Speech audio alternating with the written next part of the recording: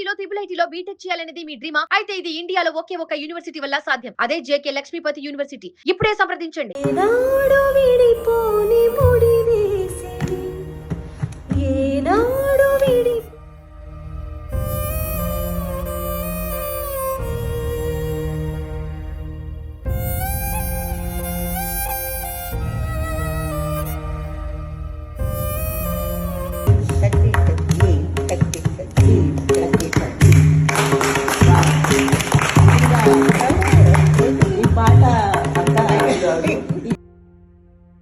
అనారోగ్య సమస్యలతో గత కొంతకాలంగా ఇబ్బందులు పడుతున్న లెజెండరీ సింగర్ జానకి మైసూరులోని అపోలో ఆసుపత్రిలో చికిత్స పొందుతూ కన్నుమూశారు. లెజెండరీ సింగర్గా తనకంటూ ఒక ప్రత్యేకమైన గుర్తింపును సొంతం చేసుకున్న జానకమ్మ ఇక లేరు అనే విషయాన్ని అటు సెలబ్రిటీలు ఇటు అభిమానులు సంగీత శ్రోతలు జీర్ణించుకోలేకపోతున్నారు. నిజానికి ఆమె 2016లోనే రిటైర్మెంట్ ప్రకటించినప్పటికీ ఆమె పాటలు వినబడుతున్నంత కాలం మన మనసుల్లో ఆమె ఎప్పటికీ సజీవంగానే ఉంటారు. ఆమె భౌతికంగా మనల్ని విడిచి వెళ్ళిపోయిన ఆఖరి క్షణం వరకు ఆమె పాటలతోనే బతికింది, పాటలలోనే శ్వాసించింది. ఇప్పుడు సోషల్ మీడియాలో కన్నీటి సముద్రంలో మారుస్తున్న జానకమ్మ చివరి వీడియో చూస్తే ఎవరికైనా గుండె తరుక్కుపోవలసిందే. ఈ ఏడాది మార్చి చివరి వారంలో ప్రముఖ టాలీవుడ్ సింగర్ సునీత చెన్నైలోని జానకమ్మ ఇంటికి వెళ్లారు. ఒక అద్భుతమైన గాయని తన గురువు లాంటి తల్లి లాంటి మహోన్నత శిఖరాన్ని చూడ్డానికి వెళ్ళిన క్షణాలవి. అక్కడ జానకమ్మ మంచంపై కూర్చొని ఉంటే సునీత గారు ఏమాత్రం సంకోచించకుండా కింద జానకమ్మ పాదాల దగ్గర కూర్చున్నారు.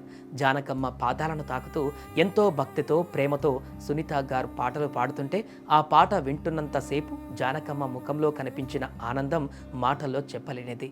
వయోభారం వల్ల శరీరం సహకరించకపోయినా ఆమెలోని సంగీత పిపాస మాత్రం అస్సలు తగ్గలేదు. సునీత పాడుతున్న పాటకి అనుగుణంగా చేతులు ఊపుతూ ఎంతో ఉత్సాహంగా ఎంజాయ్ చేశారు. పాట పూర్తి కాగానే ఎంతో సంతోషంగా సునీతను దగ్గరకు తీసుకొని మనస్ఫూర్తిగా ఆశీర్వదించి ఎంకరేజ్ చేశారు. ఇప్పుడు ఇదే వీడియో సోషల్ మీడియాలో తెగ వైరల్ అవుతుంది.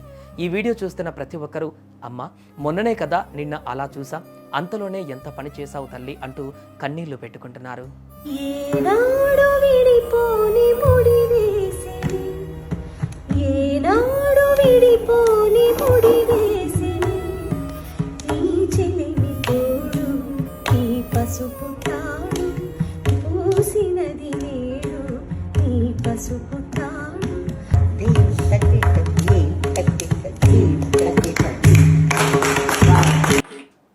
ఈ సంఘటన మనకు ఒక విషయాన్ని స్పష్టం చేస్తుంది. జానకి గారు ఈ భూమిపై బతికినంత కాలం కేవలం పాట కోసమే బతికారు. ఆఖరి రోజుల్లో కూడా ఆమె ఇంట్లో పాటలే ప్రతిధ్వనించాయి. సాధారణంగా మనుషులు వయసు పైబడినప్పుడు అన్నిటికీ దూరంగా మౌనంగా ఉండిపోతారు. కానీ జానకమ్మ అలా కాదు. ఆమె నరనరాల్లో సంగీతం ప్రవహించింది.